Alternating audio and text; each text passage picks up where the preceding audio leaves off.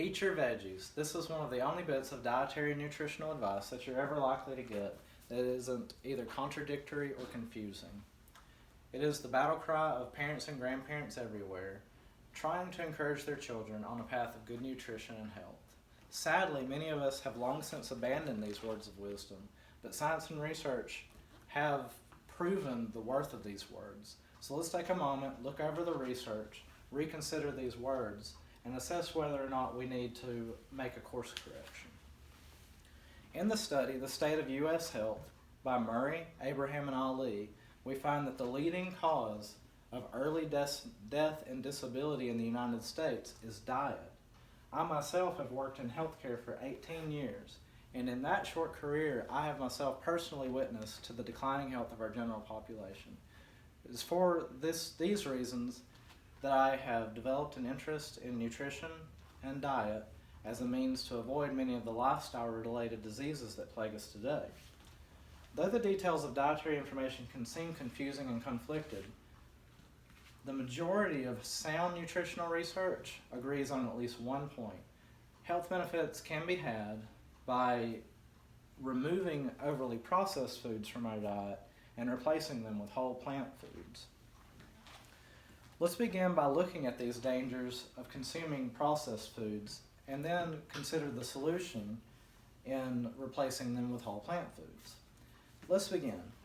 As mentioned in the State of U.S. Health, processed foods increase the rates of disease and disability in the human body.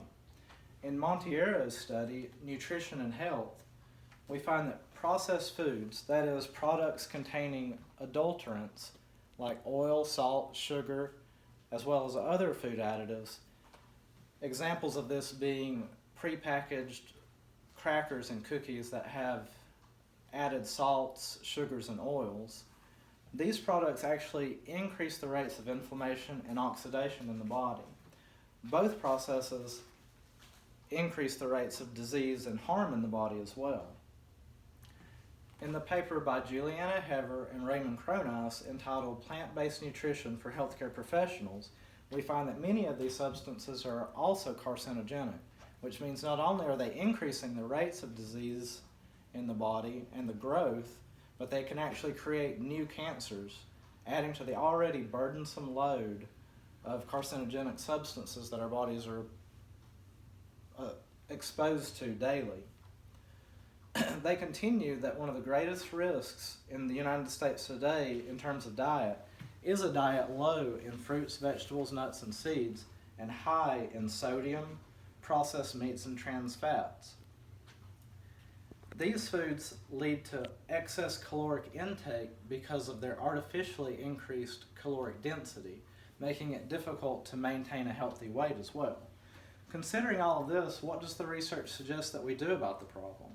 Well, in T. Colin Campbell's book, The China Study, he suggests that we replace these processed foods with whole plant foods.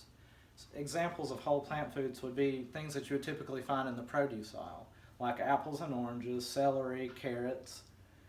This is backed up by the advice of Dr. Michael Greger in his book, How Not to Die. He suggests that the best way to build a healthy diet is to center it around whole plant foods. This is agreed upon additionally by the American Heart Association, the American Institute for Cancer Research, as well as the U.S. Department of Agriculture in their scientific report of the 2015 Dietary Guidelines Advisory Committee, in which they suggest that at least half of the plate should consist of fruits and vegetables in order to maintain adequate intake of essential nutrients, especially those that are lacking and in low supply in the standard Western diet. So why are these fruits and vegetables, all of these plant-based foods, so healthy and so important to our bodies? Well, let's return to Dr. Greger's book. In it, he explains that all intact plant foods contain fiber. Fiber is important to us because it has protective and regenerative properties on many body systems, and it additionally maintains a healthy microbiome. That is, all of the small bacteria and fungi that inhabit the human body naturally and aid it in digestion as well as protection. Haver and Cronus also point out in their paper that plant foods contain phytonutrients, a class of compounds that synergistically decrease inflammation and oxidation, essentially undoing the effects of the processed foods and decreasing rates of damage to the body.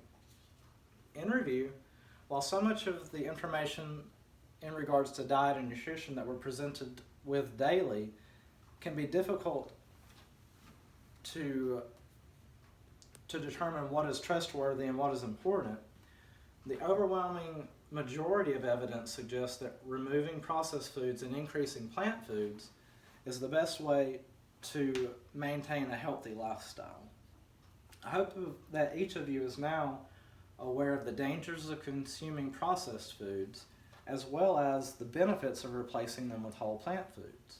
Now, while the admonitions of all of these scientists, doctors, and researchers can seem distant as it echoes from the halls of academia, let it at least be an encouragement and a reinforcement of all of those loving voices that we have in our lives, our parents, our grandparents, our spouses, and children. And let us all take that advice and just try to eat our veggies.